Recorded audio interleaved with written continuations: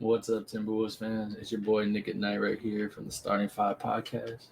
Want to give y'all a little love during the off season, kind of talk about what we think your Minnesota Timberwolves should do. Check it out. Spending money like it's nothing. I don't have a budget. Please don't get offended when you see the kids stunting. Got my queens with me, but it ain't no Scarborough bluffing. See, I'm riding solo while dependent bitches cuffing. I got all I need, me, myself, and I just love it. I've been gone, riches stacking to the ceiling. I'm dick long. Could never change the side I've been on. In 100 years, I'ma still be with my day ones. When it's said and done, fuck where I'm going, it's all about where I came from. You don't know. Minnesota Timberwolves. I want to say I guess they were one of the surprise teams this year in the playoffs. A lot of people didn't expect them. Anthony Edwards finally showed up. The guy that we thought was his Fucking love that dude. That his dude running mate, basketball. Karl Anthony Towns, showed up. I guess also. Every other game. Yeah.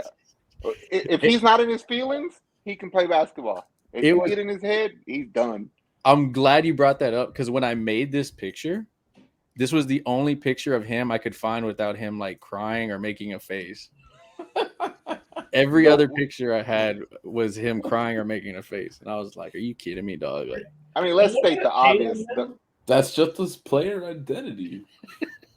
He's gone through a lot though in his personal life. That's where I'm not ready to just pile on Cat because he whines and cries at the refs all the time, but dude lost like 12 family members to COVID, and then just all these things. And then I was reading this thing where he was like really good friends with Mac Miller too, and I was like, oh my god, everyone around him, he's just lost all these friends and family around him. So like, I want to give him the benefit of the doubt there, but yeah, that kind of attitude does get contagious in a bad way on a team, and that's where having the strong personality of a Pat Beverly was actually pretty helpful because he was more of a dog and more feisty towards the right reasons.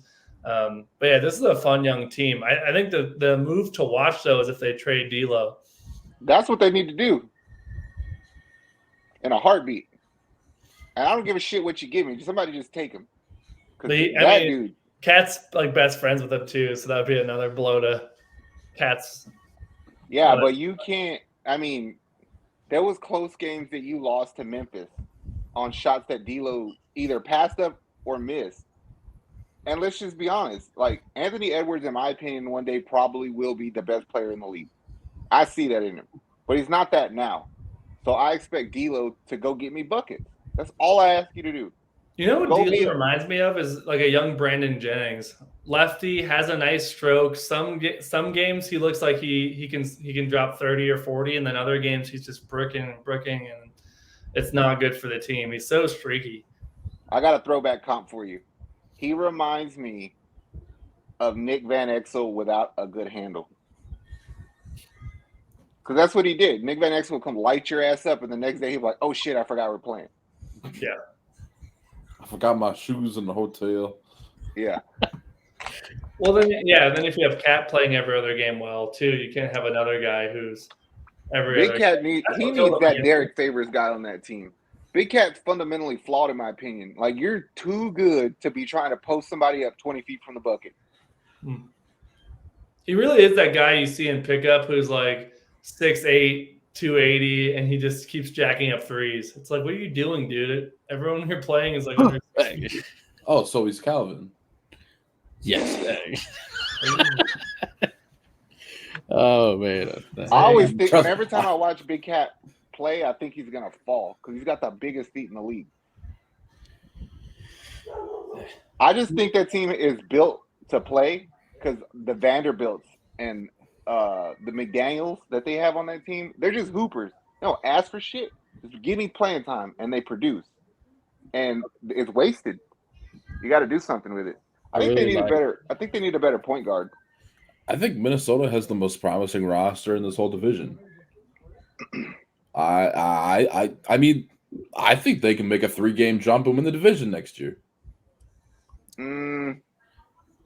I will agree with you on that, Avery, because these next two teams that we're going to be talking about later on, I have a lot of question marks on them. Exactly. And especially if Denver or fucking Utah wants to move Rudy. Especially if they move Rudy. I ain't worried about them. I'm wondering about that Denver big three of back spasms and injuries and everything else. So, I mean. Oh, you talking about Boston?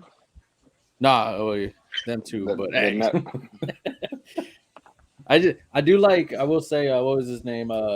Malik Beasley. He was one of my gems in DraftKings this year. But, no, sir. Y'all must not have watched that team enough. That team got a superstar in the making, maybe. Bones Highland can fucking hoop. You put Bones Highland on the floor with Jamal Murray, and that's problems. Is Jamal Murray coming on Minnesota's second, if I had to put him now. They're awfully close to being first. I wouldn't be shocked if they won the division because of Denver's inconsistency. But Denver basically, they didn't rest them. They're all recovering, but their whole team was recovering. So you would think their whole team comes back next year.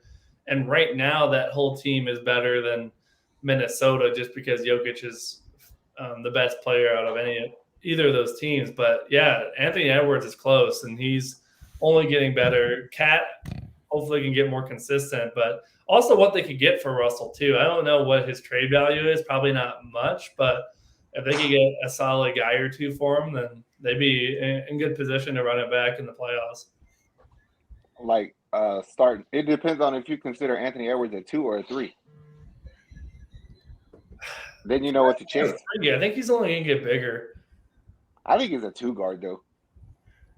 He reminds me a little of a young LeBron in that way. He's you could say he's a 2, but he's also so physically imposing.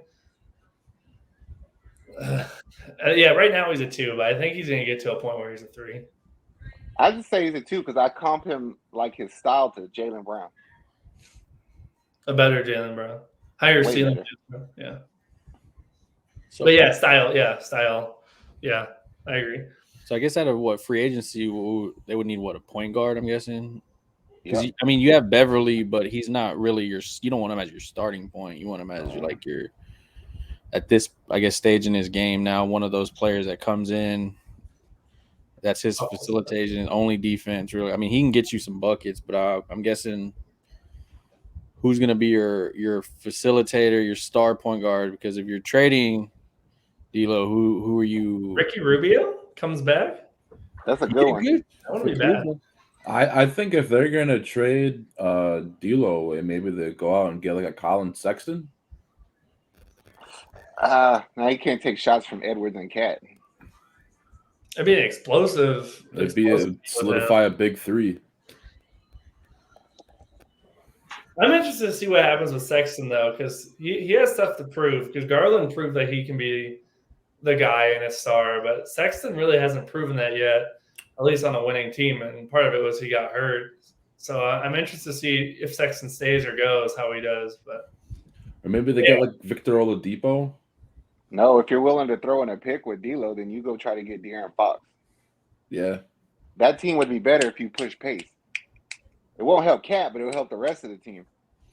It would be a fast team. They're already a pretty fast team, but because De'Aaron Fox could play the 2, you leave Beverly at point, put Anthony Edwards at the 3, probably Vanderbilt at the 4, Cat at the 5. That's a good team. Naz Reid coming off the bench. You probably need to.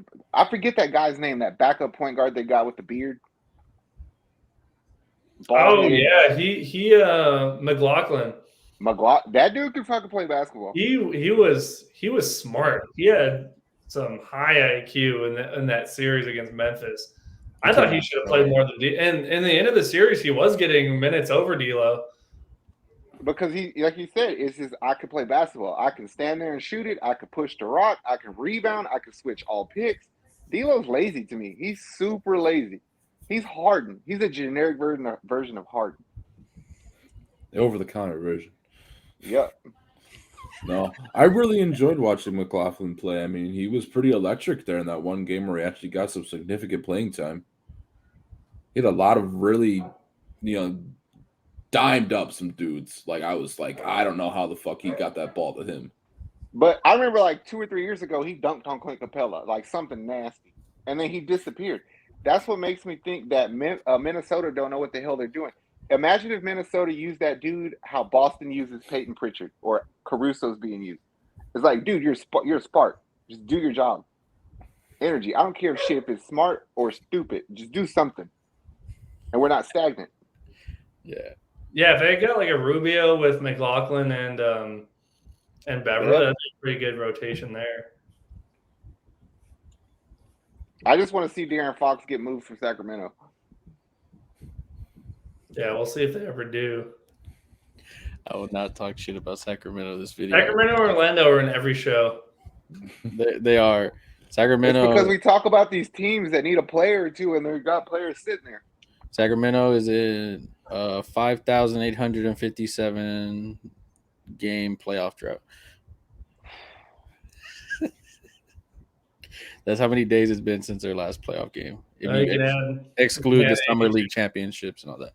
But all right, where do y'all rank Minnesota? I guess close second. Yeah, it'll be close. I think the top of this division will be real bunched up, in my opinion. It's hard to pick to me. Already is bunched up.